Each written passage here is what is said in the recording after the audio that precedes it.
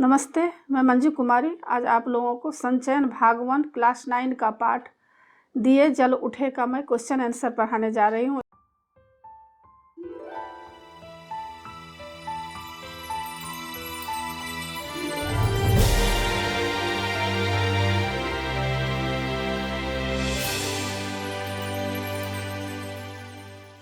इससे पहले मैं इसका फुल एक्सप्लेनेशन भी बनाई हूँ। उसको देखने के लिए आप ऊपर दिए गए आई बटन पर क्लिक करके देख सकते हैं या नीचे दिए गए डिस्क्रिप्शन बॉक्स में भी देख सकते हैं या प्लेलिस्ट में जाकर देख सकते हैं। और यह एग्ज़ाम के लिए बहुत ही इम्पोर्टेंट है, इसलिए इस क्वेश्चन को आप लोग याद कर लीजिएगा एग्ज़ाम के लिए।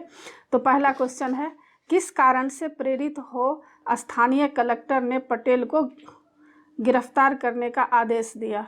तो इसका आंसर है सरदार वल्लभ भाई पटेल की गिरफ्तारी वहाँ के कलेक्टर शिल्डी के आदेश पर हुआ। वहाँ की जनता ने जैसे ही पटेल को 2 लाइन बोलने के लिए कहा, तभी वहाँ के कलेक्टर ने आदेश दिया कि सरदार वल्लभ भाई पटेल को गिरफ्तार कर लिया जाए। यह इसलिए हुआ क्योंकि पिछले आंदोलन में पटेल वहाँ के स्थानीय कलेक्टर शिल्डी को कुछ कारण से भगा दिए थे। यही बदला लेने की भावना से शिल्डी ने पटेल को गिरफ्तार करने का आदेश दिया, ताकि उन्हें सरदार वल्लभ भाई से काफ़ी नाराज़गी भी थी। दूसरा क्वेश्चन है, जज को पटेल की सज़ा के लिए 8 लाइन के फैसले को लिखने में 1.5 घंटा क्यों लगा? स्पष्ट कीजिए। तो इसका आंसर है सरदार पटेल को निषेधाज्ञा का उल्लंघन करने के आरोप में न्यायालय में आरोपी बनाया गया था। वल्लभ भाई पटेल वैसे तो कोई भी गलतियां नहीं की थी। लोगों ने जब उनको 2 लाइन बोलने के लिए कहा, तब जैसे ही उन्होंने भाइयों एवं बहनों के साथ 2 लाइन बोले ही थे कि उन्हें गिरफ्तार कर लिया गया। जब उन्हें फोर्सत की अदालत में लाया गया, तब वे अपना अपराध स्वीकार कर लिए। अब जज को कुछ समझ नहीं आ रहा था कि पटेल तो कोई गलती किया ही नहीं है। वह काफ़ी सोच विचार में पड़ गया कि वे पटेल को किस धारा के अंतर्गत सजा दें। अंत में जज ने 500 रुपये जुर्माना और 3 माह की सज़ा सुना दिया और उन्हें जेल में बंद कर दिया गया। इसलिए जज को 8 लाइन के फैसले को लिखने में 1.5 घंटा का वक्त लग गया। उस समय अंग्रेज़ सरकार थी। अंग्रेज़ों के कहने पर जज को ऐसा करना पड़ा होगा, क्योंकि अंग्रेज़ बेवजह भारतीयों पर जुल्म और अत्याचार कर रहा था। उन्हें सिर्फ कोई ना कोई बहाना चाहिए था। तीसरा प्रश्न है, मैं चलता हूँ, अब आपकी बारी है। यहाँ पटेल के कथन का आशय उद्धृत पाठ के आधार संदर्भ में स्पष्ट कीजिए। तो इसका आंसर है, जब पटेल साबरमती आश्रम जा रहे थे, तभी गांधी जी को मालूम हो गया था कि पटेल को गिरफ्तार करके जेल ले जाया जा रहा है। गांधी जी उनसे मिलना चाह रहे थे। उस समय पटेल और गांधी एक पॉपुलर मतलब जनप्रिय नेता हो चुके थे। अंग्रेज सरकार भी इन लोगों से डरती थी। लोगों की उम्मीद नहीं थी कि पटेल को गांधी से मिलने दिया जाएगा। लेकिन जब पटेल की गाड़ी साबरमती आश्रम के सामने रुकी, क्योंकि साबरमती आश्रम के सामने से ही जेल का रास्ता था। जब गाड़ी रुकी और पटेल गांधी जी की एक छोटी सी मुलाकात हुई। मुलाकात के दौरान पटेल ने गांधी जी से कहा, मैं तो अब चलता हूँ, अब आपकी बारी है। यानी वे कहना चाह रहे थे कि यह अंग्रेज़ सरकार की नीयत इतनी ख़राब है कि हो सकता है मेरे जैसे बेवजह आपको भी जेल जाना पड़े, क्योंकि अंग्रेज़ सरकार को एक बहाना मात्र चाहिए था। पटेल के कहने का दूसरा मकसद यह भी था कि वे और आश्रम वासियों तथा गांधी जी को यह कहना चाह रहे थे कि अब आगे का कार्यभार संभालने की जिम्मेदारी आपके हाथ है। यानी अब देश किस तरह स्वतंत्र होगा, यह सब सोचने की बारी आपकी है। इसलिए उन्होंने कहा कि मैं चलता हूँ, अब आपकी बारी है। क्वेश्चन नंबर 4 है, इनसे आप लोग त्याग और हिम्मत सीखें। गांधी जी ने यह किसके लिए और किस संदर्भ में कहा? स्पष्ट कीजिए। अथवा रास में गांधी जी ने अपने भाषण में क्या कहा? अपने शब्दों में लिखिए। तो इसका आंसर है, रास पहुंचने पर दरबार समुदाय के लोगों ने गांधी जी का भव्य स्वागत किया। रास में आयोजित गांधी जी की सभा में दरबार गोपाल दास और रविशंकर महाराज जी उपस्थित थे। वे बड़े रियासतदार यानी जमींदार थे। वे लोग काफ़ी प्रभावशाली व्यक्ति थे और ऐशो आराम की ज़िंदगी जी रहे थे। फिर भी उन्होंने देश की स्वतंत्रता के लिए अपना सब कुछ त्याग कर गांधी जी के आदर्श पर चलते थे। इसलिए गांधी जी ने उनकी त्यागशीलता और हिम्मत की वखान करते हुए गांधी जी ने वहाँ की जनता से कहा कि आप लोगों की त्याग और हिम्मत आप लोग अगर त्याग और हिम्मत सीखना चाहते हैं तो इनसे सीखिए, क्योंकि उन्होंने स्वतंत्रता के लिए अपना सब कुछ त्याग कर दिए थे। क्वेश्चन नंबर 5 है, पाठ द्वारा यह सिद्ध होता है कि कैसी भी कठिन परिस्थिति हो उसका सामना तात्कालिक सूझबूझ और आपसी मेलजोल से किया जा सकता है। अपने शब्दों में लिखिए। तो इसका आंसर है, दांडी मार्च की यात्रा जब हो रही थी कि अचानक पटेल को गिरफ्तार कर लिया गया। अब तो और भी कठिन परिस्थिति सामने आ गई, लेकिन गांधी जी ने हिम्मत नहीं हारा और उनके हिम्मत के कारण दांडी यात्रा रुकी नहीं। इसमें आश्रमवासियों और ग्रामवासियों का भी काफ़ी योगदान होने के कारण स्थिति संभल गई। नदी पार करने की समस्या तथा गांधी जी के विश्राम के लिए भी वहाँ की जनता काफ़ी प्रबंध किए। आधी रात में दलदल वाली ज़मीन पार करने का जिम्मेदारी और गांधी जी के लिए प्रबंध गांव वालों ने सारा प्रबंध किया और तट के दोनों ओर आधी रात को हजारों लोग दिए लेकर खड़े रहना इस बात का सबूत है कि चाहे कैसी भी परिस्थिति हो उसका सामना तात्कालिक सूझबूझ और आपसी मेलजोल से किया जा सकता है।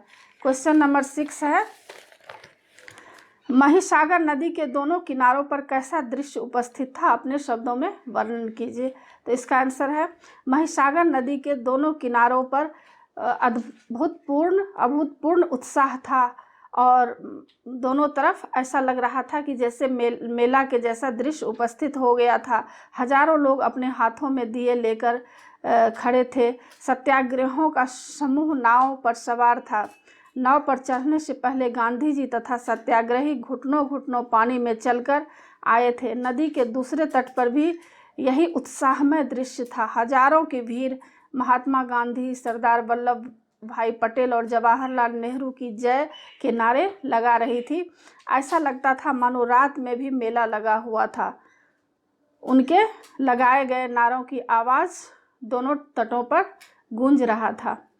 आगे प्रश्न नंबर 7 है, यह धर्म यात्रा है, चलकर पूरी करूँगा। गांधी जी के इस कथन द्वारा उनके किस चारित्रिक गुण का परिचय प्राप्त होता है? तो इसका आंसर है, इस कथन द्वारा गांधी जी की दृढ़ आस्था, सच्ची निष्ठा और वास्तविक कर्तव्य भावना दिखाई देता है। वे साहसी और निडर थे। वे किसी भी आंदोलन को धर्म के समान पूज्य मानते थे और उसमें पूरे समर्पण के साथ लग जाते थे। वे औरों को कष्ट और बलिदान के लिए प्रेरित भी करते थे और स्वयं सुख सुविधा भोगने वाले ढोंगी नेता नहीं थे। वे जो है सीधे साधे व्यक्ति थे। वे हर जगह त्याग और बलिदान का उदाहरण स्वयं अपने जीवन से देते थे। देश के हित में किए जाने वाली यात्राओं को वे धर्म यात्रा मानते थे। उनका कहना था कि धर्म यात्रा में शरीर को कष्ट मिलने से ही सफलता मिलती है। वे जानते थे कि इस यात्रा में काफ़ी कठिनाइयों और बाधाएं आएगी, फिर भी वे अपनी बात पर दृढ़ रहे और पैदल ही उन्होंने यात्रा की। आगे प्रश्न है, गांधी को समझने वाले वरिष्ठ अधिकारी इस बात से सहमत नहीं थे कि गांधी कोई काम अचानक और चुपके से करेंगे, फिर भी उन्होंने किस डर से और क्या एहतियाती कदम उठाए? तो इसका आंसर है, गांधी जी निडर और साहसी थे और कोई भी काम वे चुपके से नहीं करते थे। गांधी जी ईमानदारी और चारित्रिक विशेषता उनमें कूट कूट कर भरी हुई थी। वे जानते थे कि अगर गांधी नमक कानून तोड़ेंगे तो सबके सामने कहकर तोड़ेंगे। वे लोग समझ रहे थे, उनके साथ जो भी थे, वे चोरी और चुपके से कोई काम नहीं करेंगे। फिर भी प्रशासन के कुछ लोगों को उस पर संदेह था।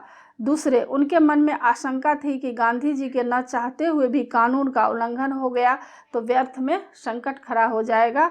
इसलिए सावधानी के लिए उन्होंने नदी के तट पर जमा नमक के भंडार हटवा दिए और नष्ट करवा दिया गया। आगे 9 नंबर क्वेश्चन है, गांधी जी के पार उतरने पर भी लोग नदी तट पर क्यों खड़े रहे? तो इसका आंसर है, गांधी जी महिसागर नदी के पार उतर गए, फिर भी लोग नदी तट पर इसलिए खड़े रहे ताकि गांधी जी के पीछे आ रहे और भी सत्याग्रही तट पर पहुंच जाएं और उन्हें भी दिया का प्रकाश मिल सके। वे लोग उन्हें भी सुविधा प्रदान करने के लिए खड़े थे। उन लोगों के अंदर देश की आज़ादी के लिए उत्साह और लगन भरा हुआ था, इसलिए उन्हें आधी रात में भी कोई कष्ट का अनुभव नहीं हो रहा था। आगे प्रश्न है, वल्लभ भाई पटेल की गिरफ्तारी पर लोगों ने क्या प्रतिक्रिया की? तो इसका आंसर है, वल्लभ भाई पटेल की गिरफ्तारी पर देश की जनता क्रोध में आ गई। गांधी जी साबरमती आश्रम में थे, उन्होंने सुना तो वे काफ़ी चिंतित हो उठे और क्षुब्ध भी हो उठे, मतलब गुस्से में आ गए। मदन मोहन मालवीय ने केंद्रीय असेंबली में बिना सफाई का मौका दिए गिरफ्तार करने के विरुद्ध एक प्रस्ताव पेश किया। मोहम्मद अली जिन्ना ने कहा, सरदार वल्लभ भाई पटेल की गिरफ्तारी अभिव्यक्ति की स्वतंत्रता के सिद्धांत पर हमला है। भारत सरकार ऐसी नज़ीर पेश कर रही है जिसके गंभीर परिणाम भुगतने पड़ेंगे। मतलब जिन्ना ने भी कहा कि वल्लभ भाई पटेल को जो गिरफ्तार किया गया है तो इसका गंभीर परिणाम हो सकता है, बुरा परिणाम हो सकता है, क्योंकि जितने भी लोग हैं उनमें प्रतिक्रिया हो सकती है। इस प्रकार सभी नेता और सामान्य देशवासी ब्रिटिश सरकार के विरुद्ध खड़े हो गए। आगे प्रश्न है, आज़ादी की लड़ाई को ढुलमुल चरित्र से ही नहीं सुदृढ़ता के सहारे जीता जा सकता है। इस आलोक में गांधी जी की चारित्रिक दृढ़ता पर प्रकाश डालिए।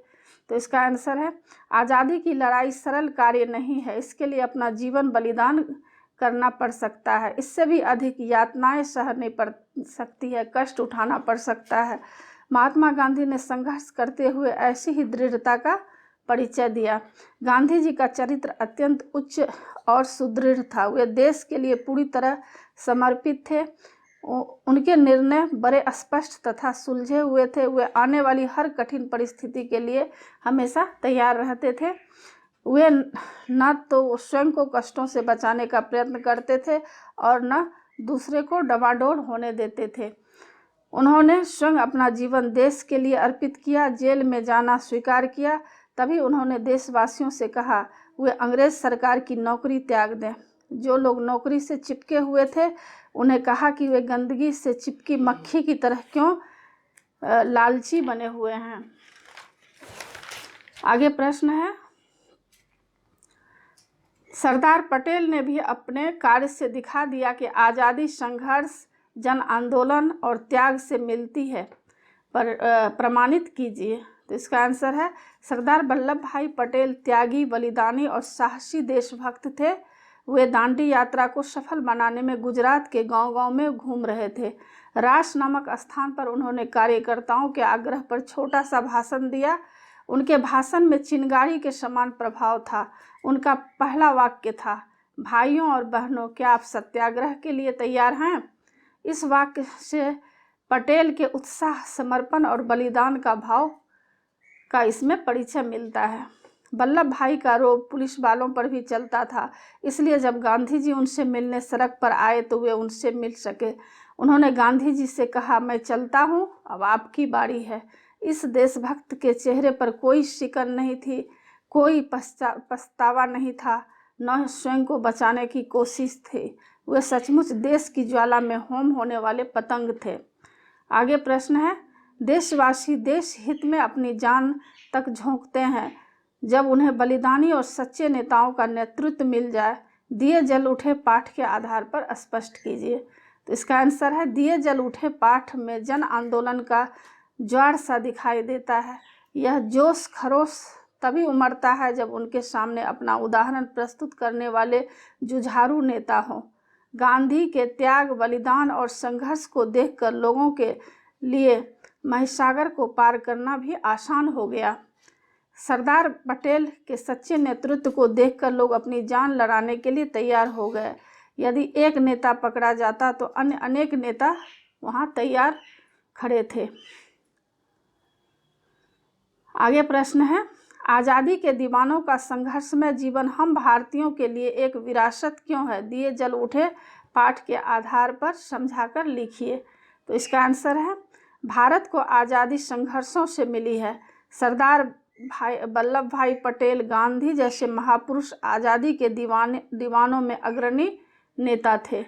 उन्होंने अंग्रेज सरकार के विरुद्ध स्वतंत्रता आंदोलन चलाया। नमक कानून के विरुद्ध दांडी यात्रा स्वतंत्रता आंदोलन का एक हिस्सा थी। दिए जल उठे में दिखाया गया है कि कैसे पटेल और गांधी ने देश की आज़ादी के लिए कष्ट सहे, संघर्ष किया और जेलों की यातनाएं सही। उन्होंने सुविधा का रास्ता छोड़कर त्याग और तपस्या का मार्ग चुना। परिणाम स्वरूप देशवासी उनके लिए सर्वस्व त्यागने को तैयार हो गए। निषेधाज्ञा के बावजूद हजारों की रैली करना, रात भर समुद्र तट पर यात्रा करना और समुद्र पार करना न भूलने वाले संघर्ष ही हैं। यह संघर्ष हम भारतवासियों के लिए बहुत बड़ी विरासत है। हम जब जब इन संघर्षों को याद करेंगे तब तब आज़ादी के लिए बलिदान देने को तैयार हो जाएंगे। ये घटनाएं हमारी विरासत है, हमारे लिए प्रेरणा पुंज है। तो इसी के साथ यह पाठ समाप्त होता है। आशा है आप लोगों को समझ में आ गया होगा और एग्ज़ाम के लिए आप लोग याद कर लीजिएगा। और अगर आपको अच्छा लगे तो ज़रूर सब्सक्राइब कीजिएगा। सब्सक्राइब के बगल में बेल आइकन बटन है, उसे ज़रूर क्लिक कीजिएगा, लाइक ज़रूर कीजिएगा और दोस्त और जान पहचान के जो भी बच्चे हैं उनके साथ आप शेयर कीजिएगा। आगे नए पाठ के साथ मैं मिलूँगी। धन्यवाद।